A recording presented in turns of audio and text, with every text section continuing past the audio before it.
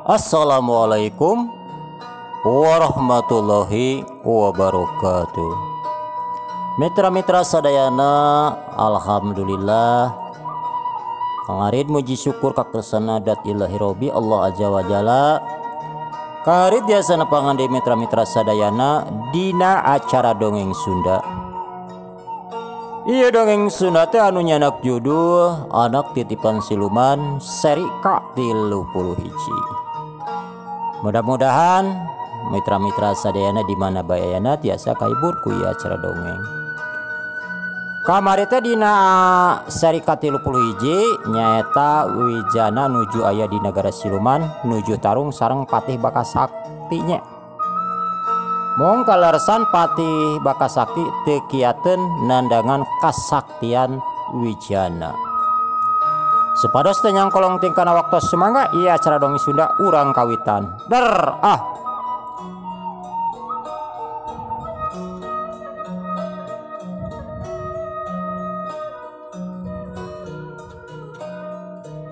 Dadak sakala getih anu kaluar tina sirah panon celi irung.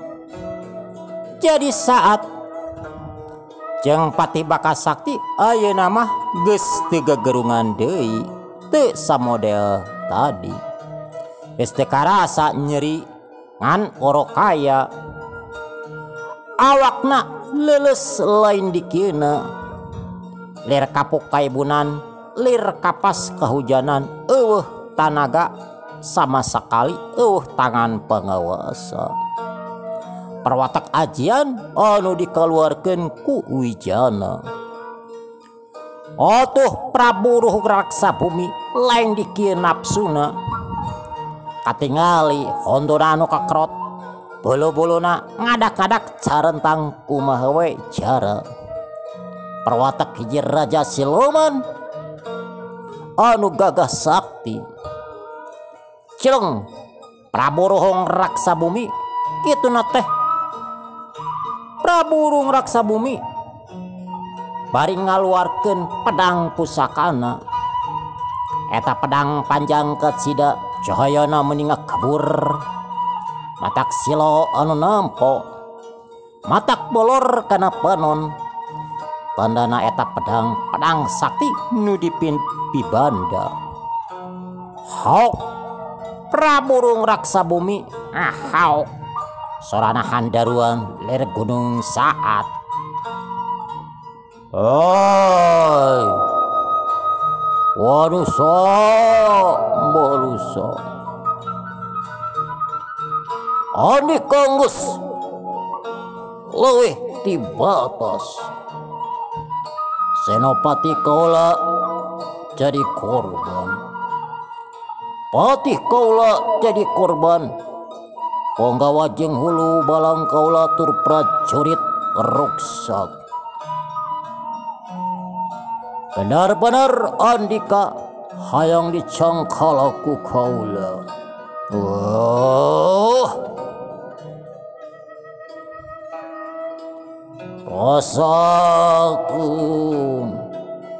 Rasakeun pembalasan ti kaula.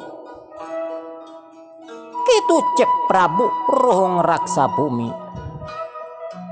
Kituna teh bari ngalungkeun pedang pusakana ka luhur.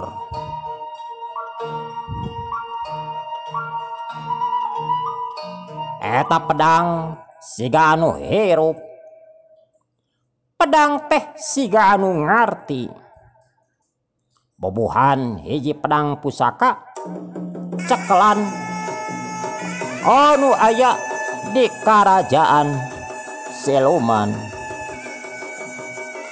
Anu saterusna eta pedang nyerorot ka handap. Doloy nyerang ke Wijana. Heuk. Eta pedang putbet siga anu aya panonan. Celeng Wijana loncat. Heuk plos. Eta pedang teu keuna kana awak Wijana. Tapi pedang malik deui. Anu saterusna eta pedang lempeng nyerang. Anu maksudna mah arek ngababad sirah Wijana. Tapi Wijana lep ngelok. Wijana terus diudag-udag ku eta pedang. Bobohan pedang rasa capek. Wijana terus diobrot-obrot ku pedang. Kadang-kadang muter di luhur, kadang-kadang nyerorot ke handap. Wijana jeleng ka kenca, jeleng ke katuhu, lep ngelok. Kitu jeung kitu we. Esang mimiti ngorolok masihan awak Wijana. Cek ate Wijana, alawan nu kieu patut mah susah oge. Rek ditakis da sidik seukeut, rek ditewak hese. Tapi Wijana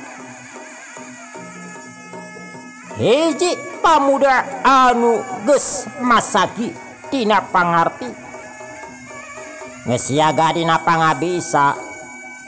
Rek Wijana eureun kituna teh bari mikir, aduh moe tungtung no lamun kayan kieu kitu cek keurentes hate Wijana. Anu saterusna Wijana ngawatek ajian sabda angin. Awa deui cek Wijana, ieu pedang kudu ditandingan ku ajian sabda angin. Ker kitu eta pedang nyuruntul maksudna rek ngarah kana beuteung Wijana, rek ngaburak balik pejit Wijana. Wijana rikat ngajaul, ayeuna mah awakna jadi hampang kumaha we angin. Awak Wijana kakalayangan, tapi gerakanna leuwih cepet tibatan tadi. Ayeuna mah lain Wijana nu diudag-udag ku pedang teh. Tapi Wijana udag-udag eta pedang anu antuk nangan kep. Perah eta pedang ditewak ku Wijana. Kituna teh sakilat Wijana selek nincak lemah. Pok Wijana nyarita ka eta pedang, "Hei pedang, ayeuna dunungan maneh lain raja siluman monyet. Tapi kaula, tah ieu kaula Wijana."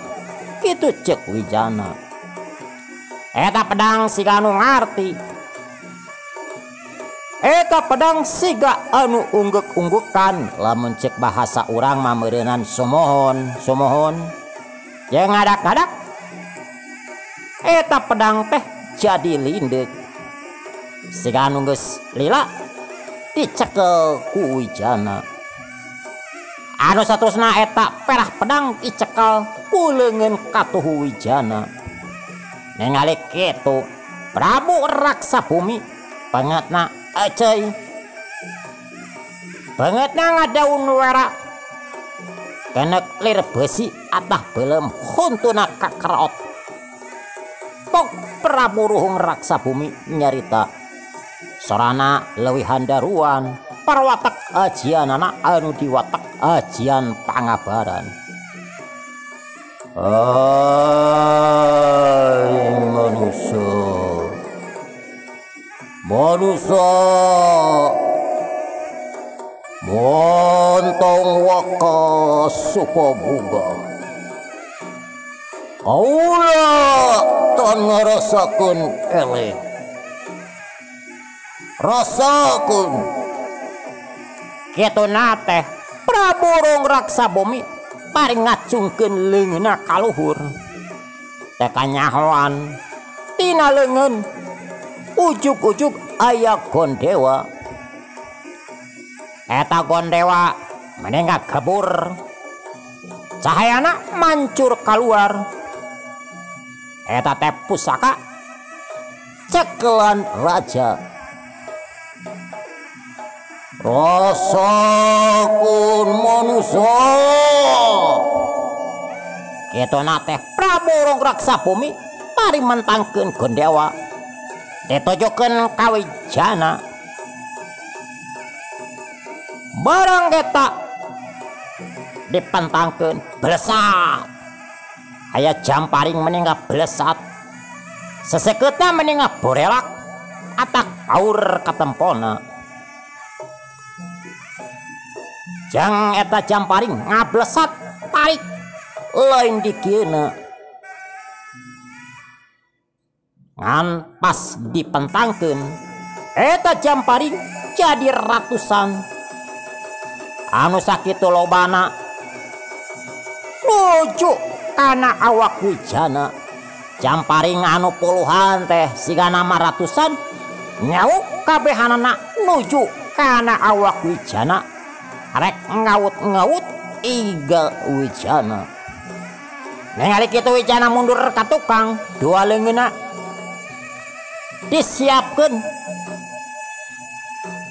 kitu nate bareng ngalengkahkeun sukuna ka tukang. Pok Wijana ngomong ka eta pedang anu aya dina leungeunna. Hei pedang, ayo lawanan toh si Jamparing. Kitu nate Wijana bari ngalungkeun eta pedang ka luhur. Eta pedang muter di luhur kumaha we kipas angin sorana tarik kacida handaruan mata keung kadengena. Anu saterusna eta pedang ngababad Jamparing anu cing belesur atau Jamparing kababad ku pedang. Jamparing parotong aya anu jadi dua aya anu jadi tilu malahan mah aya anu jadi opat. Gas pogo beak mah Jamparing pedang teh nyirorot deui ka handap tuluy nancep hareupeun Wijana.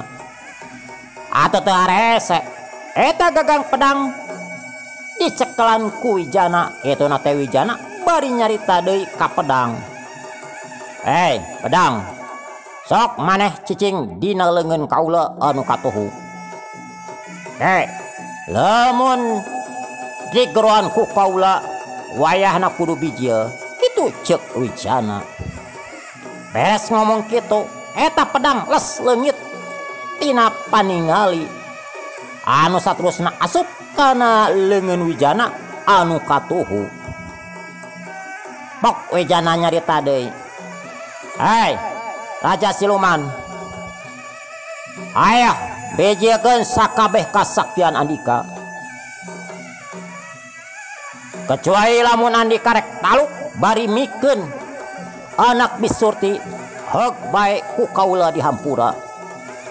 Tapi lamun teu dibikeun Andika masih kene mempertahankeun bangsa manusia wayahna ku kaula bakal diobrak abrik ieu nagara." Kitu ceuk Wijana. Balik kitu teh marong seukeut kara ka Prabu Ruhung Raksabumi. Ulang Prabu Ruhung Raksabumi ngahuleng cek pikirna bener-bener ieu manusia gagah sakti mandraguna. Napikeun ka pedang pusaka manehna bisa beunang. Jamparing teu mampu saolah-olah diarukeun jeung pusaka manehanana. Prabu Ruhung Raksabumi mundur ka tukang salengkah kituna teh bari ngawatek ajianana. Tina baham kaluar seuni meninga bebela eta seuneu muru ka awak Wijana. Ari maksudna Prabu Ruhung Raksabumi rek ngaduruk awak Wijana. Wijana teh ieu saber. Wijana teh gempeur gancang Wijana ngawatek ajian serba sabda banyu. Dua leungeunna didorongkeun ka hareup. Eta tina dampal leungeun Wijana kaluar hawatis meni nyecep. Matak beku kana awak lamun kageunaan ku eta ajian. Anu saterusna eta seuneu anu ngabebela ipapag ku ajian sabda banyu. Eau tuh geleger jorojos. Aya sora anu ngajorojos. Seuneu ciptaan Prabu Ruhung Raksabumi pareum sapada harita teu mampu ngalawanan ajian Wijana. Huleng Prabu Rohong Raksa Bumi ngahuleng deui. Pok Prabu Rohong Raksa Bumi nyarita. Manusia, coba ayeuna kaula serang ku maneh. Lamun bener maneh gagas sakti mandraguna, buktikeun. Kitu cek Prabu Rohong Raksa Bumi. Pok Wijana nyarita. Bau Raja Siluman lamun andika hayang diserang. Anu saterusna Wijana awatek ajian sabda kilat. Anu digabungkeun jeung ajian sabda geni. Beres ngomong kitu barasat. Aya kilat anu babarasatan. Barengan jeung eta aya sora gelap sing jeleger. Atuh sakabeh bangsa siluman mungpekan selina. Barengan jeung eta aya gelap meninga barasat.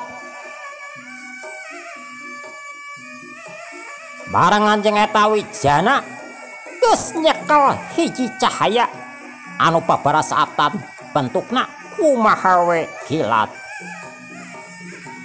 Eta cahaya model gelap cing barasat. Heu, eta cahaya dikubetkeun ka hareupeun nuju ka Prabu Rohong Raksa Bumi.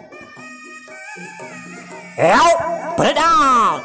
Eta cahaya ngabeledag, cahayana nyamber awak Prabu Rohong Raksa Bumi. Prabu Rohong Raksa Bumi ngagoak kakeunaan ku ajian sabda kilat anu digabungkeun jeung sabda geni. Heok deui Wijana ngubetkeun deui eta cahaya. Atuh ningali kitu Prabu Rohong Raksa Bumi ngabiur kabur ka awang-awang teu sanggup ngalawanan Wijana. Hari-hari Tapati Bakasakti jeung Senopati leungit tina paninggali Wijana dirau dibawa kabur ku Senopati anu hiji deui. Sabab lamun Patih jeung Senopati aya keneh di dinya bisa-bisa cilaka. Eta Senopati ngabiur nuturkeun Prabu Rohong Raksa Bumi anu geus leuwih ti heula kabur. Kituna teh Senopati bari mawa Pati Bakasakti anu awakna leuleus jeung mawa Senopati anu keur gegerungan. Eta Prabu Rohong Raksa Bumi nuju ka pertapaanana anu jauh di Gunung Asepan. Maksudna nyaeta rek ngubaran awakna. Geus bogoh musuh kabur, rek Wijana ngareret ka hiji Ponggawa. Anu keur sila lain kieu na eta Ponggawa ngadegdeg sieun ningali Wijana. Mun kitu mah asa nempo bangsa urang nempo mau persis Ponggawa ge basa nempo Wijana ngadegdeg ngalater ngorotok bakatku sieun-sieunna.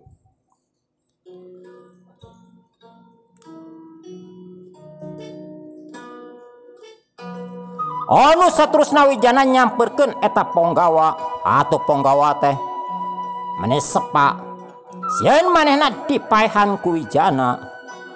Ampun,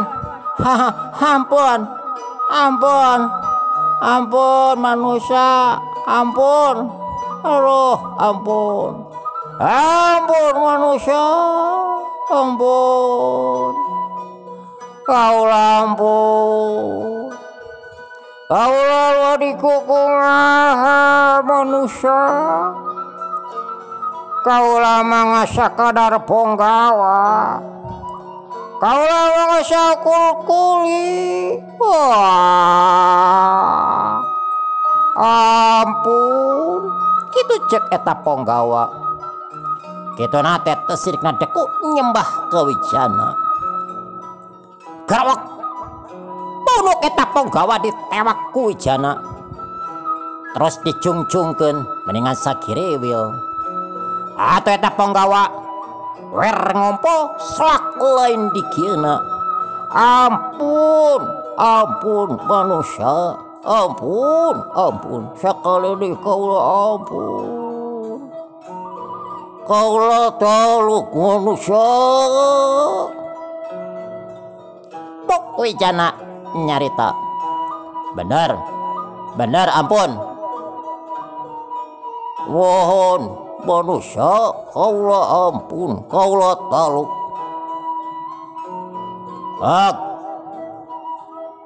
Lamun bener maneh ampun, ayo kaula tuduhkeun di mana eta budak bisurti. Lamun maneh teu nuduhkeun kapaksa, maneh ku kaula rek dipaehan. Kitu ceuk Wijana. Atuh eta Ponggawa beuki sepak beungeutna. Awakna ngadeg-deg, turna nyorocod. Ponggawa teu bisa baha. Lamun manehna teu nurut ka Wijana, tangtuna manehna bakal diparagatkeun nyawa ku Wijana. Wow, Wongga manusia, Wongga kitu cek Ponggawa. Bari kituna tuluy indit tidinya rek nuju ka tempat di mana budak bisurti diteundeun atawa ditahan. Ari Ponggawa anu araya di dinya ngingrai kabeh mere jalan. Kituna teh bari tarungkul sieun kacida ku Wijana. Cek pamikir hulu balang tong boro manehna rajana kabur. Patih eleh senopati gugur. Sajajalan Wijana nitenan kaayaan di dinya. Eta karaton legana akar bener legana teh. Handapeun diamparan ku karpet menicing karetip. Barang serog kahiji tempat didinya loba jalma bangsa manusia anu keur digarawe. Aya nu manggulan batu, aya nu manggulan kesik, aya nu ngadorong roda. Rupa-rupa eta anu garawe teh si horeng biadab mitra-mitra. Jalma anu wani ngorbankeun sasama hirupna bari teu tuah teu dosa. Teu ngarasakeun rezeki, teu ngarasakeun naon. Tapi mainana dicieun tumbal di alam siluman. Eta nu garawe teh teu nyararita tungkul we tonggoy. Awakna meningges bargang. Bari kahandapna ngan saukur make kolor sapotong. Awakna puguh we panas. Aya oge anu dicangcang sukuna jeung leungeunna. Ditalian kan kurante, ditalian pageuh. Bari jeung diteuneun dina tihang saolah-olah dipoe. Bari katingali tonggongna jeung leungeunna tapak neungeulan ku pecut. Ngagereleng katingali pisan. Aya oge anu ngajengjreng kumaha we pager. Eta nu ngajengjreng dijieun batas atawa dijieun batas jajalaneun. Wijana meningah huleng. Hatena perih lain dikieuna nepikeun ka kieu-kieuna nasib bangsa manusia. Untuk Wijana kakerot biadab, bener-bener biadab ieu urang. Biadab bener ieu bangsa siluman. Manusia dijieun alat, manusia dijieun cocoan, manusia dijieun pasek, manusia dijieun ganjel di nagarana pisan hargaan cek kasar nama masih kene hargaan asin reg eureun